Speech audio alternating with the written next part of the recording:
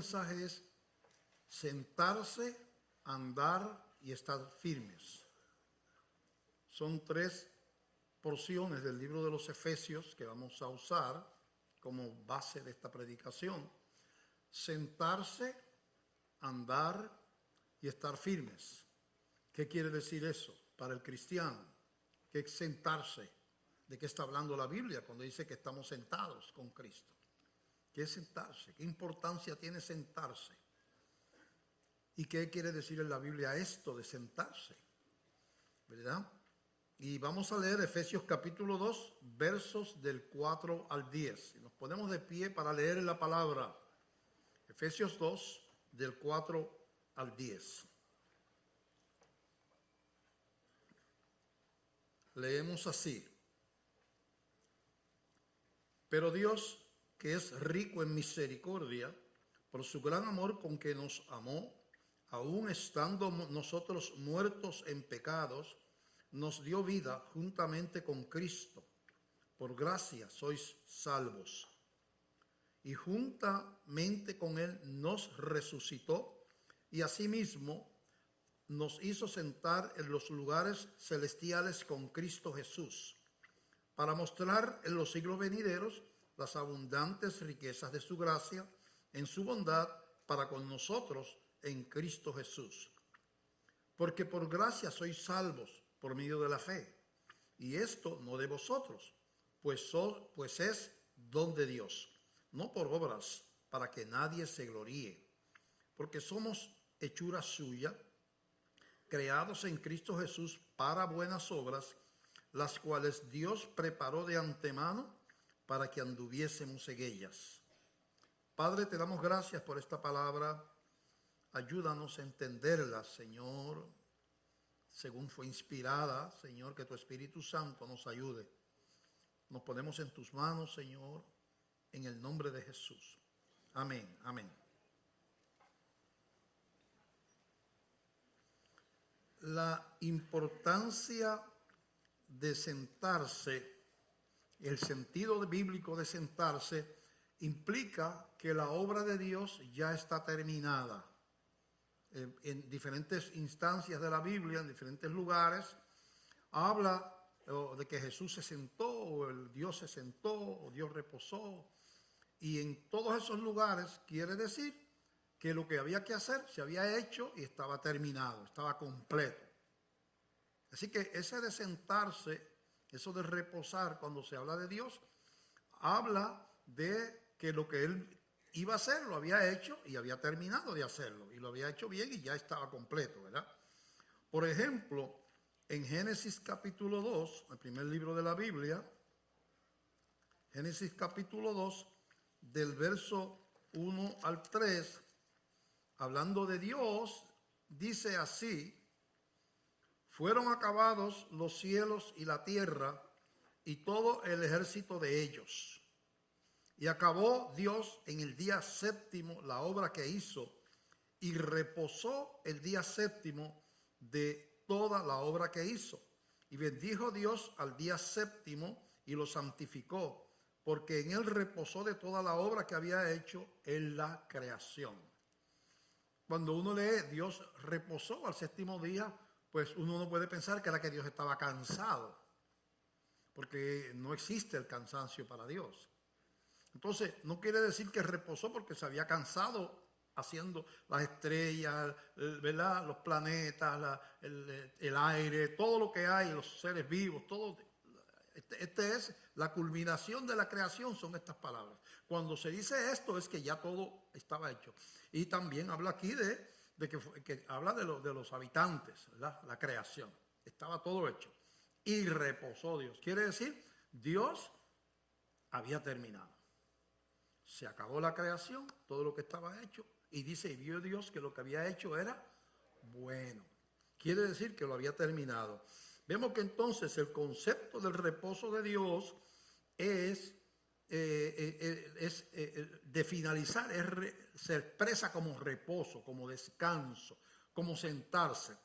Hablando de Jesucristo, en el libro a los Hebreos, capítulo 1, comienza el libro a los Hebreos diciendo, y vamos a llegar allí ya mismo, Hebreos 1, del verso 1 al 4, dice así: Dios, hablando muchas veces y de muchas maneras en otro tiempo a los padres por los profetas, en estos últimos días, postreros días, nos ha hablado por el Hijo, por Jesús, a quien constituyó heredero de todo y por quien asimismo hizo el universo, el cual, Jesús, siendo el resplandor de su gloria y la imagen misma de su sustancia, es decir, de la misma naturaleza divina del Padre, y quien sustenta todas las cosas con la palabra de su poder, habiendo efectuado la purificación de nuestros pecados por medio de sí mismo, se sentó a la diestra de la majestad en las alturas, hecho tanto superior a los ángeles cuanto heredó más excelente nombre que ellos. Entonces se expresa aquí que Jesucristo hizo el sacrificio, ¿verdad? Y efectuando la purificación de nuestros pecados, habiendo pagado, se sentó a la diestra del Padre. Viene otra vez el concepto del reposo, porque la obra estaba completa. La obra estaba completa. Por eso es que cuando leemos Efesios 2, del 4 al 10, volvamos a leerlo otra vez, que fue el versículo que utilizamos para introducir. Pero Dios, que es rico en misericordia, por su gran amor con que nos amó, aun estando nosotros muertos en pecados, nos dio vida juntamente con Cristo. Por gracia sois salvos. Y juntamente con Él nos resucitó, nos dio una vida resucitada. Está hablando de gente que no había muerto. Le está escribiendo una iglesia viva. Usted y yo, si somos cristianos, tenemos una vida resucitada. O sea, nuestra vida espiritual muerta por causa del pecado, ahora tiene vida, pasó de muerte a vida. Eso se llama resurrección. La primera resurrección realmente es una resurrección espiritual, un nuevo nacimiento. Todos los seres humanos están muertos espiritualmente, vivos biológicamente. Cuando se convierten a Cristo, reciben la vida. Eso se llama resurrección, ¿verdad? Fuimos resucitando, ¿verdad? Resucitado nosotros en Cristo, ¿verdad? Y dice, y seguimos leyendo, y juntamente con Él nos resucitó y asimismo nos hizo sentar en los lugares celestiales con Cristo Jesús, para mostrarle a los siglos venideros las abundantes riquezas de su gracia, en su bondad para con nosotros en Cristo Jesús, porque por gracia sois salvos por medio de la fe, y esto no de ustedes, no se debe a ustedes.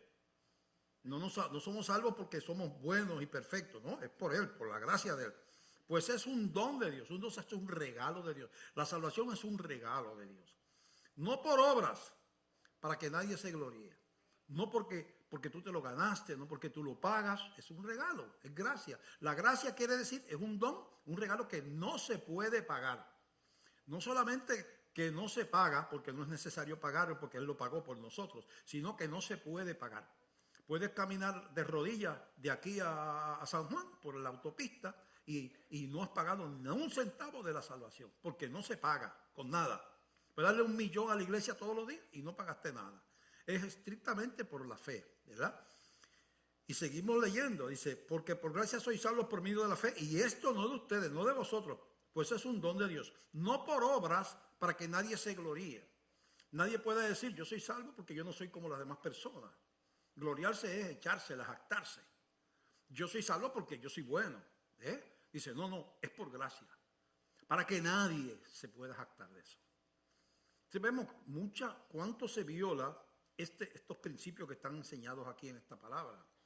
Dice, porque somos hechura suya. O sea, tú no te hiciste cristiano a ti mismo. Él te hizo cristiano. Eso es hechura suya, de Él. Creados en Cristo Jesús, no en ti, en Cristo Jesús. Para buenas obras. No por buenas, no por, sino para. ¿Verdad? Después viene lo segundo del andar con Jesús, que es el segundo tema que vamos a tocar. Para buenas obras. Tú eres creado por gracia, no por las obras, pero para buenas obras. O sea que tenemos un ministerio, un trabajo que hacer, las cuales Dios preparó de antemano, esas obras, para que anduviésemos en ellas. Es importante entender ese pago completo de la totalidad de nuestra culpa, porque si no, tú no puedes dar la batalla espiritual con la conciencia contaminada porque tú dudas de la obra de Cristo en la cruz. Tú dudas de la eficacia de la sangre. Que eso es yo le voy a decir la verdad, la mayor parte del evangelio que se predica no es un evangelio de gracia, es un evangelio de ley, de obras. Donde la salvación se le quita, la obra no está terminada, Jesús no se sentó porque Él no hizo la obra completa, sino que ahora te toca a ti pagar el resto. Él lo que dio fue un pronto pago. Jesús no pagó tu culpa, eso es lo que se predica por ahí. Él dio un pronto pago, ahora te toca a ti pagar los plazos, las mensualidades, a ver si al final del camino Dios mira como, deja ver este sí, mira, este me entregó su vida, pero pues no, no. Este es un santo, sí, ven acá, tú sí. Entonces ya la salvación sería por obras. Y es una contradicción. Entonces, ir a la batalla de la vida, que por cierto no es fácil, porque el mundo está lleno de tentaciones, tenemos debilidades, no somos perfectos, fallamos. Ir a la lucha del reino con la responsabilidad de salvarme a mí mismo, sencillamente no se puede dar la lucha. No hay manera, no se puede. No fue diseñada para eso. Por eso dice aquí que Él nos hizo sentar en lugares celestiales con Cristo. Nos hizo sentar en lugares celestiales con Cristo. Mira qué importante es eso, ¿verdad? Eso de nos resucitó, y así mismo, versículo 6, capítulo 2, y así mismo nos hizo sentar en los lugares celestiales con Cristo Jesús. Quiere decir que cuando yo recibo la salvación de mi alma, yo tengo una posición permanente en la gloria de Dios. Un lugar con esa conversión. Hay un caminar, que de eso vamos a hablar más adelante, y cómo debe ser ese caminar. Pero ya la obra de la salvación está completa.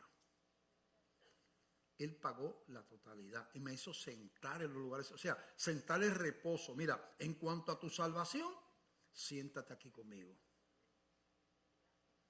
En cuanto a tu caminar, tienes que orar, tienes que tener cuidado, tienes que pedir a Dios tienes que pedir perdón por los pecados, tienes que, ¿verdad? Tratar de cumplir, orar para que Dios te permita cumplir con tu llamado, ser un buen esposo, ser un buen ciudadano, ser una persona, hay que, ¿verdad? Porque ese es el andar, eso es otra cosa, no está bregando con la salvación. En la salvación tú estás sentado allí. Eso es importante porque nosotros estamos en guerra con el enemigo, con Satanás, y a él se le llama el acusador de las almas. Cuando tú en medio de tus debilidades, tú estás sentado con Cristo en tu salvación, en medio de tus debilidades, espero no caerme de aquí ahora. Esto representa a Jesús, esta plataformita aquí. Estoy luchando con mis debilidades, pero estoy en Cristo. Yo soy su hijo. Fallé, le confieso los pecados, le pido perdón. Él me puede disciplinar a veces de una manera. Yo conozco gente que yo entiendo que Dios lo ha llevado a la muerte cristiana. En la disciplina Dios ha dicho, te tengo que llevar. Porque ya he tratado contigo y no hay manera, pues, lamentablemente. Y lo dice así la Biblia. Siendo castigados por Dios para no ser condenados con el mundo. Fíjate lo que dice. Dice, cuando hubo una violación de la conciencia de cuerpo, ahí mismo donde estamos hablando de la cena del Señor, dice que muchas personas por causa de esa desobediencia están enfermos y otros han sido llevados con Dios para no ser condenados con el mundo. O sea, como ya no se pueden condenar porque son hijos, Dios se los lleva. Así que al decir que estamos seguros, no quiere decir que la gracia es algo que se puede tomar a la ligera. que no tiene consecuencias el pecado. Eso no es lo que estamos diciendo. Es peor. Yo creo que si yo pudiera convertirme y cuando no me porto o fallo en algo, Dios me bota, digo, bueno, pues ahora yo voy a pecar por ahí, porque como ya Dios se olvidó de mí, pues me iré para el infierno, pero paso bien por ahí, me divierto y hago lo que me dé la gana. Y como yo, ese es el problema. Que si eres hijo de Dios, puede ser que no seas hijo de Dios, aunque hayas hecho profesión de fe, porque eso quien lo sabe es aquel que está allá arriba. Porque ahí tiene que haber una sinceridad en esa profesión de fe y una entrega. Pero tú podrías decir eso pero si tú eres hijo, entonces Dios no te va a dejar escapar tan fácilmente y vas a empezar a experimentar cosas destructivas en tu vida, familiar, personal, enfermedades, fracasos, accidentes, despidos, necesidades físicas, económicas. Es decir, o sea, Dios puede provocar un montón de circunstancias que es el trato de Dios con un hijo que ama. Como haces tú cuando tu hijo se tira a correr bicicleta en una avenida, que tú no le das un homenaje, porque tú amas a tu hijo y tú le das un escarmiento y le guardas la bicicleta, le das su par de nalgas y como te cojo otra vez, la voy a enganchar por una semana y si te me vuelve a tirar a la calle, te la quito y la quito. Porque, no, es que lo odia al hijo no, es que lo amas. Si no lo amara, lo dejara que un carro lo atropellara y no hacías nada. Entonces Dios ama a sus hijos. De eso vamos a hablar. Entonces, es bien importante entender esa obra terminada, porque para yo dar la batalla con Satanás, que es el acusador de las almas, si yo me salgo de mi posición en Cristo, ya yo perdí. Cuando él me acusa, casi muchas veces tiene razón. Dice, ¿qué haces tú en la iglesia si tú eres un pecador? Eso lo mete aquí, no es que te lo dice así que tú... Yo no debo de ir más a la iglesia porque yo soy un pecador. Mete eso en la cabeza. Tú eres un hipócrita metido en la iglesia. ¿Qué haces tú ahí? Tú no eres cristiano, nada que embuste. Entonces, si tú no tienes seguridad en la salvación, no tienes conciencia de que tú estás anclado, que Él pagó la totalidad de tu culpa, ¿qué tú haces? Tú te sales emocional, aunque no te está saliendo de la realidad porque nadie te puede arrebatar de la mano de Dios, pero tú te sales de esa posición y empiezas a dar la batalla en la carne. Porque tú dices, Dios a mí no me quiere. Yo no puedo contar con el Espíritu Santo porque yo no sirvo para esto. El Espíritu Santo cuentan los cristianos, los santos de allá, pero yo fallo. Yo no puedo pedirle ayuda. Jesucristo no me perdona a mí porque mira, ya me ha perdonado 2 o 3 veces y yo sigo con esto. O sea, y viene una lucha donde la batalla la ganó el acusador. Porque tú no tienes seguridad en lo que tú crees. Tú no confías en el poder de la sangre de Cristo. Que Cristo no murió por ti porque tú eras mejor que el vecino. A lo mejor tú eras peor que todos los de tu barrio. Tú eres el más malo de todos. Jesús no perdonó a María Magdalena porque era la mujer ejemplar del pueblo. Dice que era una mujer pecadora, lo que implica que era prostituta. Y la samaritana, Jesús no la perdonó porque y la hizo discípula porque se fue a predicar el evangelio. ¿Entiendes? Así, a todo el que Jesús ha perdonado ha sido un pecador, a todo el mundo. La gracia de Dios está en que Él, juntamente con Él, nos hizo sentar en los lugares celestiales. Es lo que indica que la obra terminó en cuanto a la salvación. En cuanto a la madurez cristiana, eso es toda la vida. Dura eso.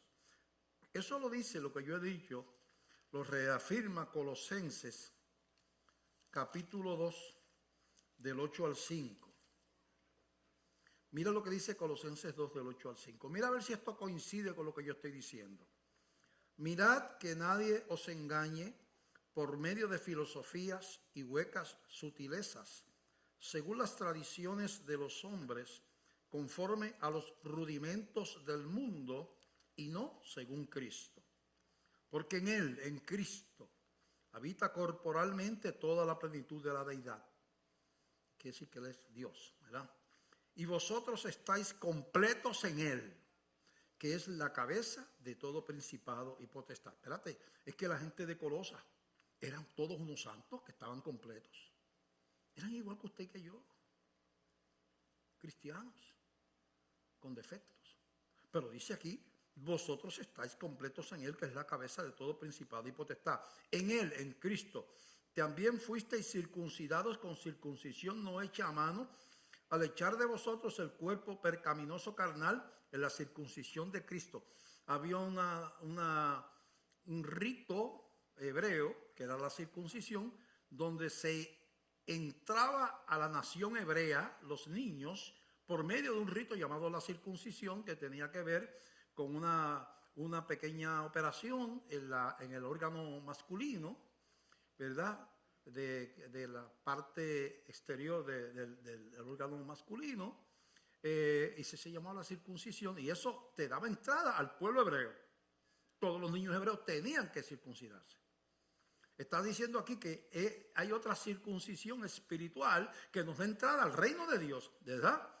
En Él también fuiste circuncidado con circuncisión no hecha a mano, no la que hacían los hebreos, sino al echar de vosotros el cuerpo pecaminoso carnal en la circuncisión de Cristo, sepultados con Él en el bautismo, en el cual fuisteis también resucitados con Él mediante la fe en el poder de Dios que le levantó de los muertos. Y a vosotros, estando muertos en pecados y en la incircuncisión de vuestra carne, cuando éramos separados pecadores, Él os dio vida juntamente con Él, perdonándoos todos los pecados, anulando el acta de los decretos que había contra nosotros, que no era contraria. ¿Cuál era el acta de los decretos? Que fue anulada la ley. Para efectos de la salvación, la ley es quitada de en medio, dice la Biblia. Porque si fuéramos juzgados por la ley, nadie entraba. De la única manera que una persona puede entrar a la gloria de Dios es que la ley sea quitada del medio, porque nadie es perfecto. Estaría el apóstol Pedro en el infierno, el apóstol Pablo, estaría María, estaría todos los seres humanos somos pecadores. Así que de la única manera en que usted puede entrar a la gloria de Dios es que sea quitada de en medio la ley. Eso es lo que está diciendo aquí, ¿verdad?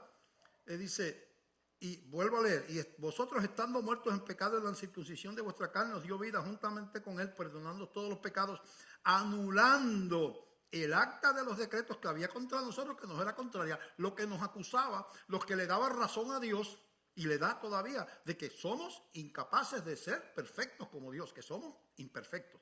Esa ley, esa acta de los decretos que nos es contraria, porque nos acusa, nos señala, quitándola de en medio y clavándole en la cruz. Por eso es que el Jesús cuando muere, dice, se sentó a la diestra del Padre. Porque como el Padre allá, el Dios cuando creó, reposó porque terminó. Jesús cuando murió en la cruz se sentó porque había pagado la totalidad de nuestra culpa. Eso es bien difícil. Yo sé que hay gente aquí que lleva 20, 30 años en el Evangelio y no entiende la gracia todavía. Porque estamos entrenados. La predicación que usted, si te pone a escuchar por ahí la radio, es que si te quedas, que si no te quedas. A cristianos, porque es una predicación donde el acta de los decretos todavía no ha sido quitada del medio. Todavía tú te salvas, tú te puedes gloriar, y de hecho se hace. Pavonea a uno por la iglesia como el ungido de la congregación y mira a la gente así de arriba para abajo y le dice, se va a quedar, te va a quedar. Entonces uno implica que ellos se van a quedar, pero tú no, el que lo dice piensa que él no se va a quedar. Porque si tú cambias tu apariencia externa y eso, tú te crees que ya tú eres santo. Y la Biblia dice que el que comete un pecado, como Adán, un pecado, cerró la puerta a la gloria por uno. Dice la Biblia que el que viola la ley en un punto se hace culpable de toda la ley. Como repito, tú vives 400 años, que tengas esa vida, y cuando tenías 243 pecaste una vez, ya tú no irías a la gloria. En la gloria no puede entrar uno que tenga un pecado en 430 años. Uno. Y esa persona que yo estoy describiendo no existe.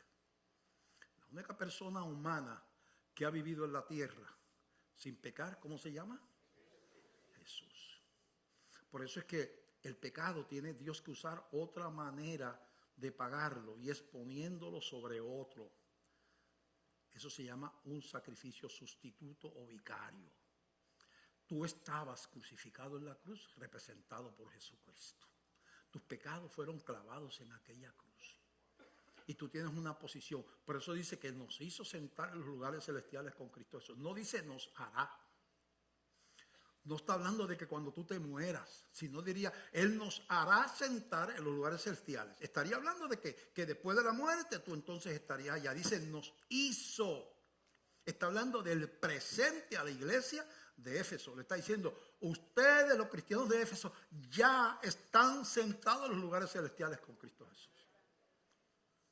Es importante sentarse. Iglesia, no hay gozo cristiano con el temor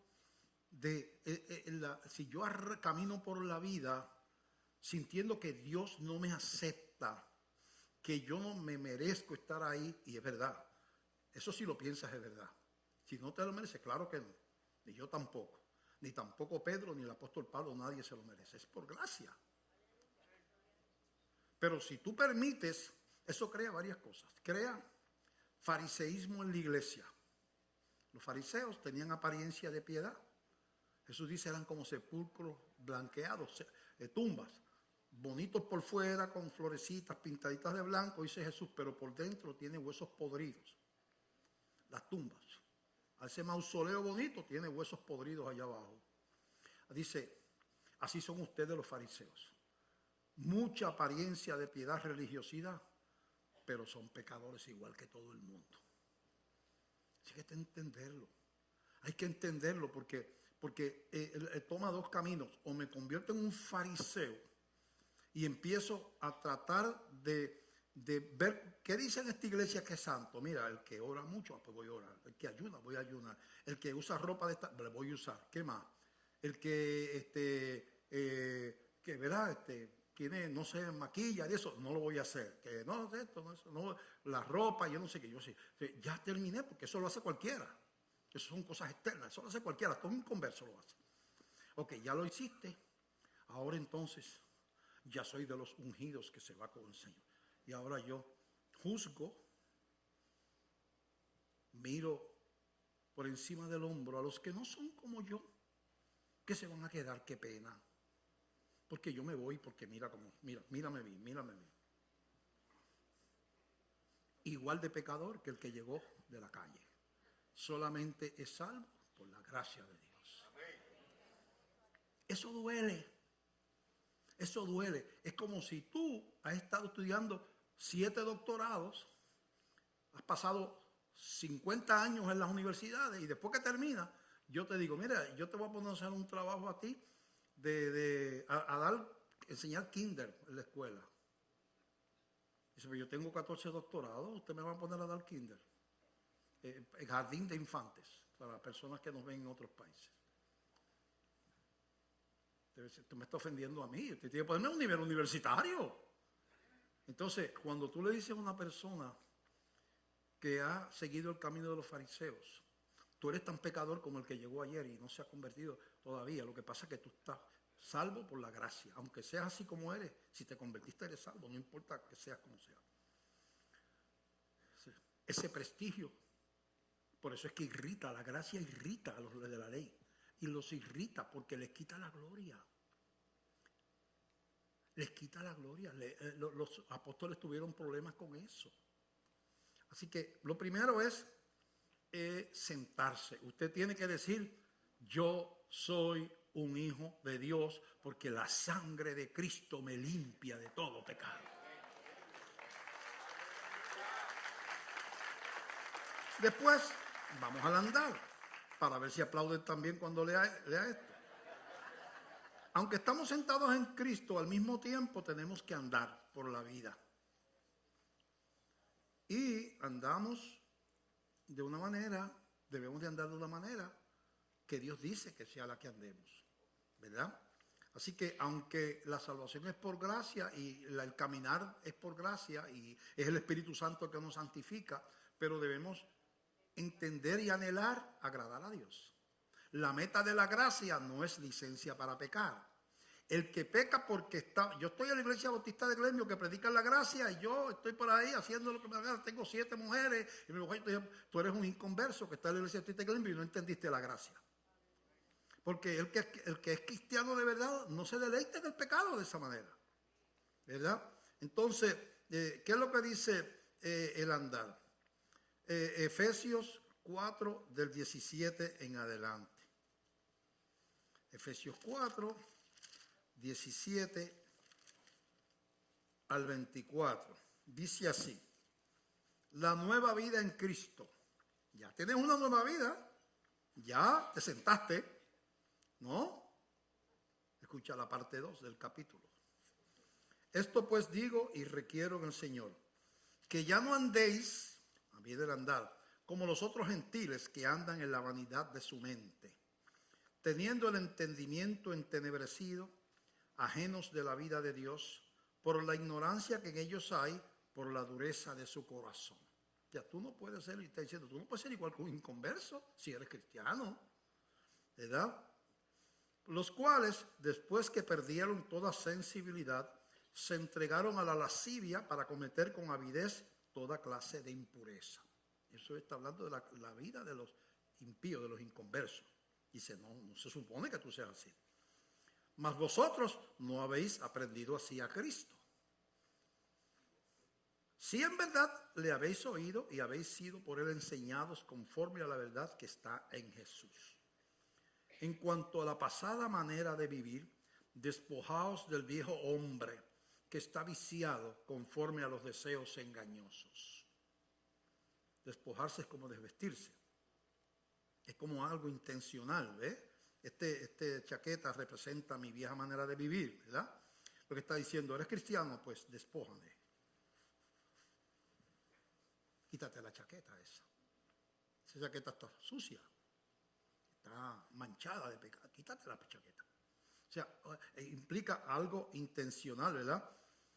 Que está viciado conforme a los deseos engañosos y renovados en el espíritu de vuestra mente. Ahora viene una búsqueda, una oración, una confesión diaria de pecados. Empieza un movimiento que el mismo Espíritu Santo produce de caminar, de crecer, ¿verdad?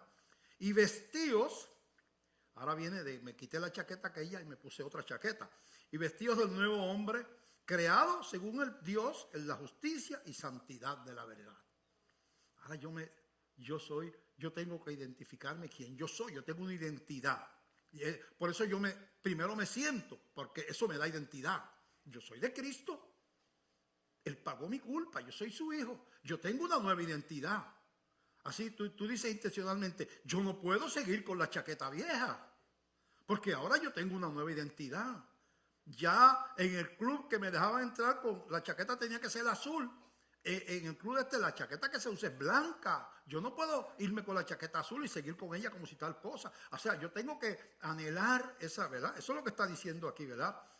Y vestidos del nuevo hombre, creados según Dios en la justicia y santidad de la verdad. Por lo cual, desechando la mentira, hablad verdad cada uno con su prójimo, porque somos miembros los unos de los otros. Empieza a hablar de las relaciones. Quita la mentira de tu comunicación con los demás. Airaos, pero no pequéis. No se ponga el sol sobre vuestro enojo, ni deis lugar al diablo. Quiere decir, en esta nueva vida, los resentimientos y los odios no son parte de lo que Dios quiere para tu vida. Cuando tú se pone el sol sobre tu enojo, quiere decir pasar los días. Se pone el sol, quiere decir pasar el tiempo. Y tú sigues airado, enojado. Entonces estás en el desagrado de Dios. Porque Dios no hizo eso contigo. Él te perdona, Él te perdonó. ¿Quién eres tú para odiar? ¿Eres tú mejor que Dios? Así, no es que tú eres cristiano porque haces eso, ¿verdad? Así que, y también el 5:1 al 8 dice: sed pues imitadores de Dios como hijos amados, y andad en amor como también Cristo nos amó y se entregó a sí mismo por nosotros, ofrenda y sacrificio a Dios en olor fragante. Es decir, que habla de una entrega, como Cristo se entregó, entregarnos nosotros. Pero fornicación y toda inmundicia o avaricia, ni aun se nombre entre vosotros como conviene a santos. Esa vida de corrompida no es lo que se supone que esté. Ni palabras deshonestas, esa mentira, ¿verdad? Sea en los negocios, sea lo que sea. Ni necedades, ni truhanerías, que no convienen, sino antes bien acciones de gracias. Porque sabéis esto, que ningún fornicario o inmundo o avaro que es idólatra tiene herencia en el reino de Cristo Jesús.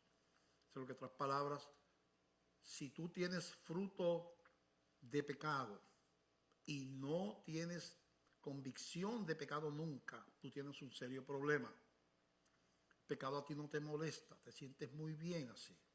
Te sientes mejor pecando que en las cosas de Dios. Puede haber un problemita serio. Porque entonces la pregunta es, dice que el que no tiene el Espíritu de Cristo no es de él. No es de él. Para ser de Dios hay que tener el Espíritu Santo. Cuando tú te conviertes, el Espíritu Santo viene a ti. La pregunta es, ¿cómo puede estar el Espíritu Santo en una vida que no siente ningún remordimiento por el pecado? Eso es como una contradicción. ¿O es que el Espíritu Santo que está en ti se deleita también en el pecado? Son preguntas que nos tenemos que hacer. Así que el andar de nosotros tiene que ser agradable a Dios. De hecho, la Biblia dice que el cristiano que camina pecando está caminando hacia la disciplina. En Efesios 12, Hebreos 12, del 4 al 8, dice, porque aún no habéis resistido hasta la sangre combatiendo contra el pecado. El pecado hay que combatirlo. Eso fue lo que hizo Jesús allí en la cruz. Y habéis ya olvidado la exhortación que como a hijos se os dirige diciendo, hijo mío, no menosprecies la disciplina del Señor, ni desmayes cuando eres reprendido por él, porque el Señor al que ama disciplina y azota a todo el que recibe por hijo. Si soportáis la disciplina, Dios os trata como a hijos, porque ¿qué hijo es aquel a quien el Padre no disciplina? Pero si se os deja sin disciplina, de la cual todos han sido participantes, entonces sois bastardos y no hijos. Un bastardo es uno que es producto de una relación escondida, pecaminosa, que no se sabe ni quién es el papá. Si usted pudiera vivir pecando sin consecuencias, entonces tiene que hacerse la pregunta, ¿yo seré hijo de Dios? Porque a mí no me pasa nada. Se supone que me pasan cosas, porque a Dios disciplina al que ama. Quiere decir que yo no estoy en la lista, yo me habré convertido de verdad. Porque eso es lo que está diciendo ahí. Así que el andar, no solamente nos sentamos, sino que tenemos un caminar, que incluye nuestros ministerios, que es un acto de obediencia. El ir y predicar el evangelio, el servir al prójimo, el de ocupar posiciones en la iglesia, el de ser luz en el mundo y ser mensajero de Cristo es parte de la obediencia también. Tenemos que caminar en eso. Lo último que el título del mensaje era sentarse, andar y estar firmes. Eso es un concepto militar. El estar firmes viene del ejército. Tiene que ver con la guerra. Y lo que representa estar firmes es, yo aquí, voy aquí y el enemigo viene, pero yo estoy aquí y yo voy para adelante y yo no voy a retroceder. Yo estoy firme en mi posición. Es un término militar. El estar firmes, el no huir, el no eludir la responsabilidad, ¿verdad? En Efesios 6, del 10 al 8, dice de la siguiente manera, 6, 10, al 8 no puede ser porque no corremos en reversa. Efesios 6, del 10 al 18, dice, por lo demás, hermanos míos, fortaleceos en el Señor y en el poder de su fuerza. Fortalezco. ¿Cómo yo me fortalezco en Dios? Hay dos cosas principalmente. tres quizás, bien importantes. La palabra, la oración y el congregarme, el compañerismo cristiano, ser parte de un cuerpo, ¿verdad? Dice, vestíos de toda la armadura de Dios para que podáis estar firmes contra las acechanzas del diablo. Entonces tengo que poner una armadura como se ponía un guerrero de aquel tiempo, una armadura, un yelmo, un caparazón, una protección para el pecho, ¿verdad? Eso es una armadura. Espiritualmente dice, vístete, pero de la armadura de Dios, no de la armadura física de un soldado de aquel tiempo, sino la armadura de Dios, para que podáis estar firmes contra las acechanzas del diablo. Sí, yo me tengo que armar con lo que dice después de esto, que es la palabra, la oración, etcétera, etcétera. Porque no tenemos lucha contra sangre y carne, sino contra principados, contra potestades, contra los gobernadores de las tinieblas de este siglo, contra las huestes espirituales de maldad en las regiones celestes. Por tanto, tomad toda la armadura de Dios para que podáis resistir en el día malo y habiendo acabado todo, estar firmes. Dice, estad pues firmes, ceñidos vuestros lomos con la verdad y vestidos con la coraza de justicia y calzados los pies con el apresto del evangelio de la paz. Sobre todo tomad el escudo de la fe con que podáis apagar todos los dardos del fuego del maligno y tomad el yelmo de la salvación. El yelmo es lo que cubre la cabeza. Fíjate que eso tiene que ver con mi seguridad. El yelmo, para que Satanás no me saque de mi certeza de que estoy sentado con Cristo. Yo tengo que ponerme un casco porque me va a bombardear. Tú no te mereces, tú te debes ir de la iglesia, tú no eres salvo, tú te vas a condenar. Entonces, santo es aquel que está allá, tú no, tú te quedas. Y gente cristiana desvelada por la noche, ay, si viene el Señor me quedo. Mucha gente hicieron algo, peleó el matrimonio cristiano, discutió, y dice, ay, Señor, no vengas hoy porque si vienes yo me quedo. O sea, entonces, esto te salva. ¿Eso es lo que te salva a ti entonces, tú crees? Es importante las buenas relaciones matrimoniales, claro, pero eso te salva. ¿Y entonces qué hizo Cristo? ¿Qué hizo Cristo? ¿De entretenerse allí en aquella cruz? ¿No estaba pagando nada? ¿Lo tienes que pagar tú? Entonces, es que dice que tenemos una lucha, hay que tener el concepto de lucha, hay que tener que la lucha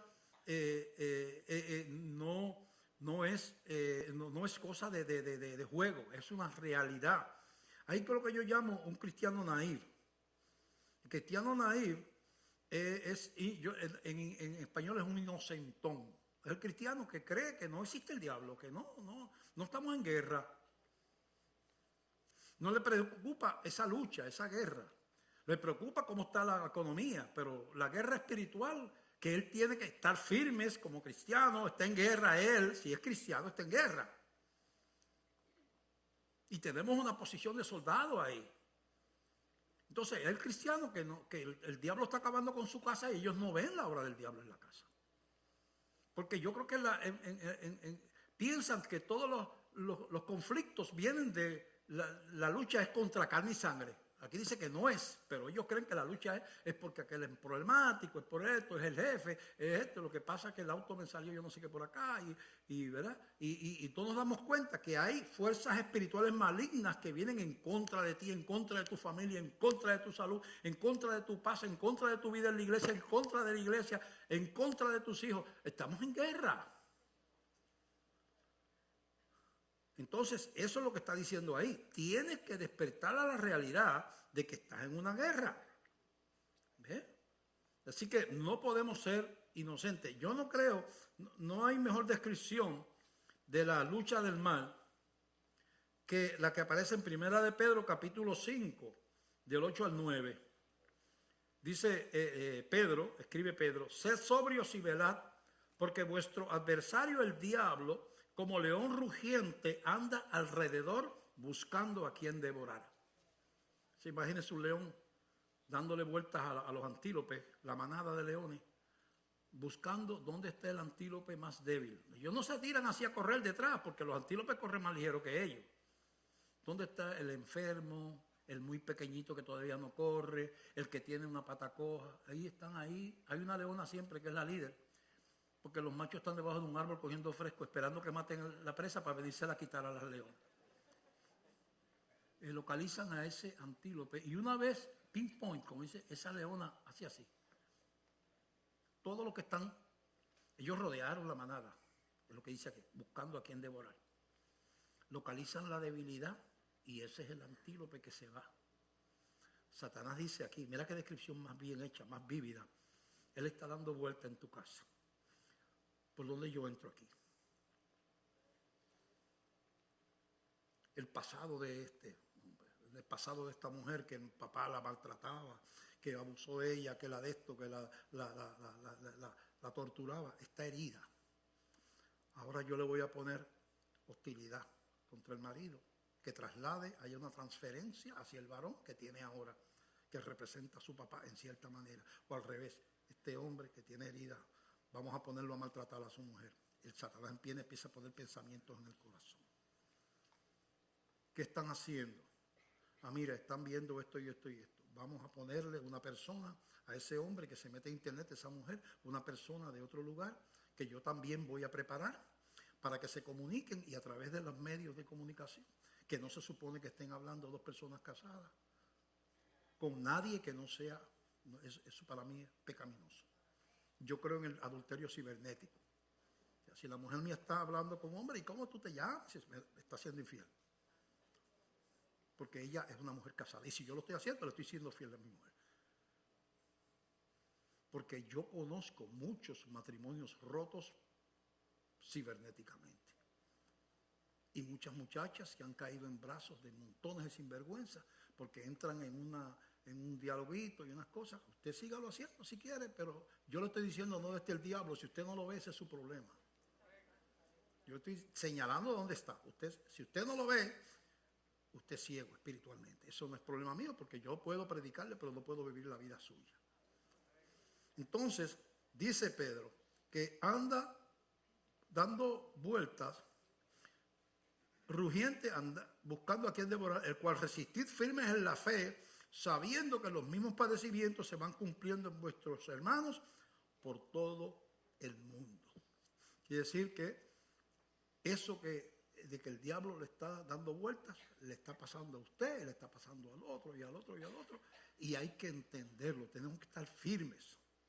Esa batalla no se le puede dar, cuando tú hablas firme, es que no le des espacio al enemigo, no cedas tu terreno, no dejes que el otro ocupe el terreno que a ti se te asignó. Cuando se te asigna el general, tú vas a defender esta colina y tú ves venir mucha gente de allá de otro lado y tú dices, espérate, vámonos de aquí, porque tú no estuviste firmes, tú no seguiste las instrucciones, a ti no se te dijo que te fueras. Y en el ejército es así. Tienes que defender la colina. Pregúntale a los puertorriqueños que murieron en Kelly era que se llamaba la colina en Corea. Que los americanos se fueron corriendo y con el racismo típico que existe, dijeron, ahí están los coreanos que parecen hormigas. ¿A quién mandamos para arriba a defender la colina Kelly? Mándate al regimiento 65 de infantería. Fueron los puertorriqueños y allí valientemente pelearon. Llegó el momento que era una masacre. Y el que estaba a cargo del regimiento dice, nos tenemos que retirar. Porque ellos son 30.000, nosotros somos 1.500. Nos tenemos que retirar. Por haberse retirado, les hicieron corte marcial. Y le quitaron los colores al regimiento. No sé si fue al 296 o al 65. Regimiento puertorriqueño. Porque las instrucciones de Dios tienes que estar firmes. Defiende tu territorio. Tu casa es un hogar para el Señor. Tu cuerpo es templo del Espíritu Santo. Ese es tu territorio. ¿Entiendes? Tu boca es la boca que yo te di para que glorificaras mi nombre, no para que maldijeras y te pasaras peleando todo el día. Tus manos es para tener misericordia y para bendecir a los demás. No abandones tu territorio cristiano. Tienes que estar firme.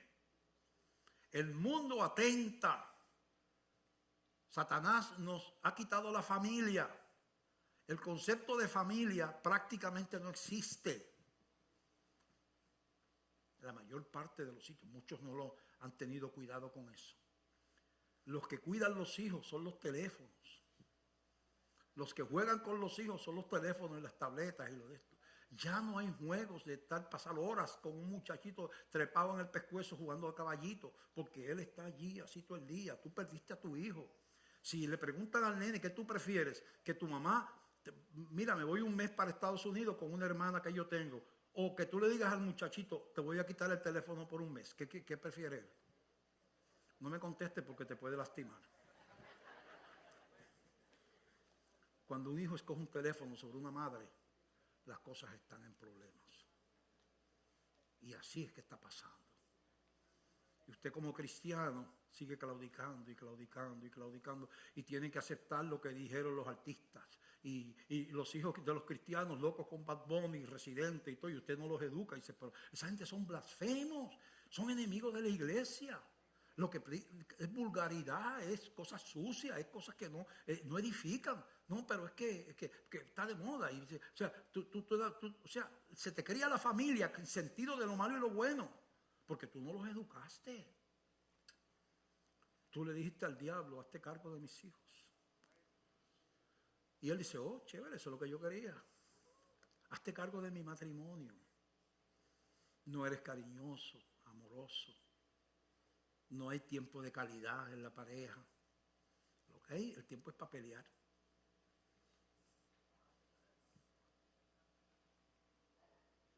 Este es el mensaje. Sentarse. Andar. Sentarse, esta es mi posición. Andar, yo voy por el mundo dando testimonio de que soy un hijo de Dios. Soy luz y sal, la gente tiene que ver algo diferente. Y yo tengo que ponerme en libre lugar para defender mi fe y defender mi hogar en contra de los ataques de los enemigos. Si usted no se convierte a Cristo, no puede dar esa batalla. No la puede dar. Usted nos ve por los medios de comunicación. No lo trate de hacer en la carne porque no tiene la capacidad de hacerlo. Satanás se ríe de los inconversos porque ellos no tienen, el poder está en Cristo. Si usted nos ve por los medios y usted puede llamar a los teléfonos de la iglesia y decir pastor o decir al que está contestando, yo quiero comenzar una vida con el Señor porque yo no quiero que el enemigo se haga cargo de mi casa. Yo tengo muchas cosas que cambiar en mi vida y yo sé que solo yo no lo puedo hacer. Si usted está aquí en la iglesia y hoy ahí donde está quiere levantar su mano y decirle al Señor, Señor, hoy yo te entrego mi vida, mis pecados. Lo puede hacer en este momento.